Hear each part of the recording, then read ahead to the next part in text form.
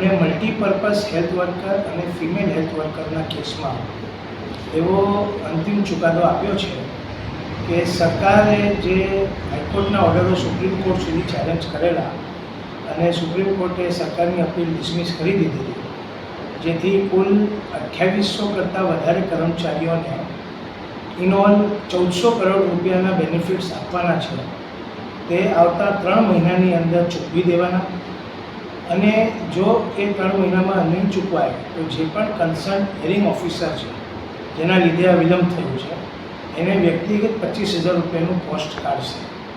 એ આદેશથી આજે રાજ્યભરના એટલે આખા ગુજરાતમાં 2800 કરતાં વધારે કર્મચારીઓને લાભ થાય એવું નામદાર હાઈકોર્ટના ડિવિઝન બેન્ચે ચુકાદો આપ્યો છે. જે એડહોક કર્મચારીઓ હતા મલ્ટીપર્પઝ હેલ્થ વર્કરના પોસ્ટ ઉપર, તેમને મૂળ નિમણૂકના ડેટથી આજ ડેટ સુધી કન્ટિન્યુટી ઇન સર્વિસ અને બધા લાભો આપવાની દાદ માંગેલી, એટલે ઇન શોર્ટ રેગ્યુલરાઇઝેશનની પિટિશન હતી.